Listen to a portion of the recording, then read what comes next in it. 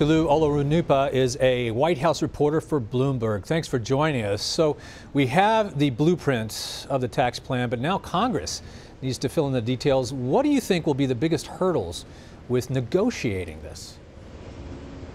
Well, there are several different hurdles. The president and Republicans in Congress are trying to figure out a way to pay for this tax reform. Right now, it's a very large tax cut on a large number of Americans. They have not said exactly how they're going to pay for it, which could add to the debt by trillions of dollars. And that's something that the tax writers in the Congress are going to have to figure out exactly how to do. You also have some Republican holdouts who say that if the plan isn't revenue neutral, they won't vote for it. There are others who say that if the plan doesn't cut taxes enough, that they will not vote for it. And then you have some Republicans in states run by mostly Democrats that have the state and local income tax, something that is a large tax break that this plan would do away with, which could lead to tax increases on a number of their constituents.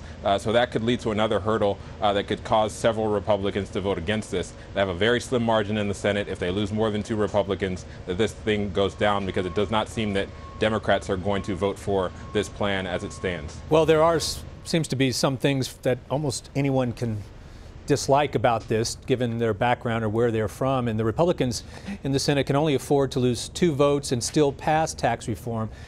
You know, we saw what happened this week with healthcare. How is the White House working with GOP leaders now to avoid another major legislative failure?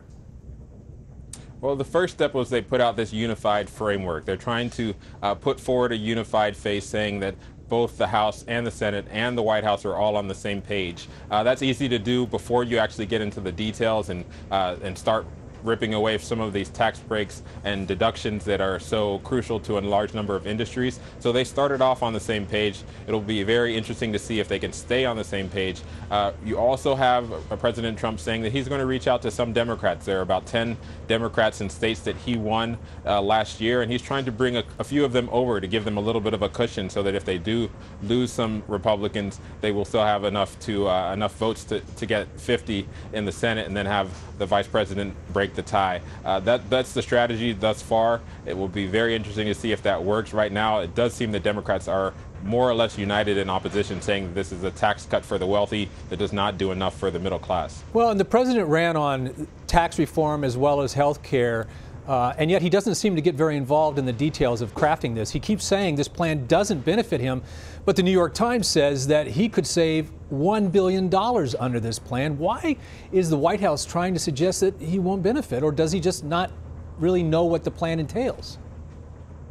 We've seen different messages from different members of President Trump's staff. President Trump himself has tried to get across that this is not a plan for the wealthy, so he's pushing that message, saying that I'm not going to benefit from this, saying that this does not help wealthy people like me, even though the facts of the plan seem to contradict that. We've seen some of the members of his administration sort of try to walk through that messaging and try to massage it a little bit to say that, you know, Americans don't care so much about whether or not the president benefits, they care about their own taxes. But it's very clear that this is a tax plan that has a number of benefits for high-income people, including President Trump.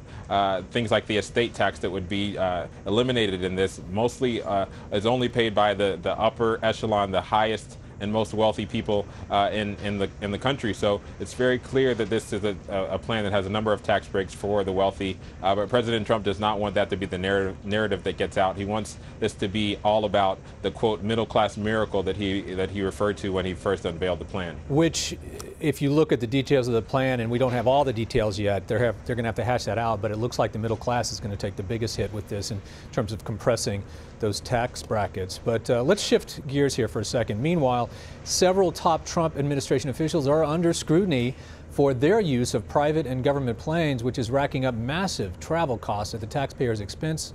Among them, Health and Human Services Secretary Tom Price, Treasury Secretary Steve Mnuchin, and EPA Administrator Scott Pruitt. What do you have the latest on this? Well, right now we're hearing a number of different messages from the White House. You have both the private flights, these are private chartered aircraft, and then you have the military flights. So the White House is basically washing its hands of all of these private flights, saying that the White House does not get involved.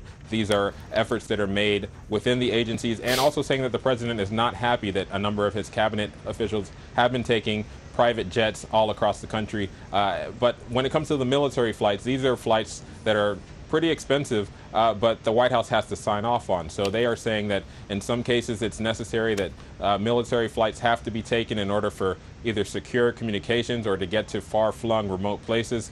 So this is a scandal that is consumed much of the week at the White House. They are trying to get across the message that they are still the candidate and the campaign of Drain the Swamp, but right now they're struggling with the fact that a number of their top officials have been engaging in swamp-like behavior, taking private flights on the taxpayer dime and flying around the country in military jets when there are several other less expensive options available, including trains and commercial airlines. Swamp-like behavior. I like that. This is an administration that seems week to week cannot get out of its own way. Toluse Olorunnipa, thank you so much.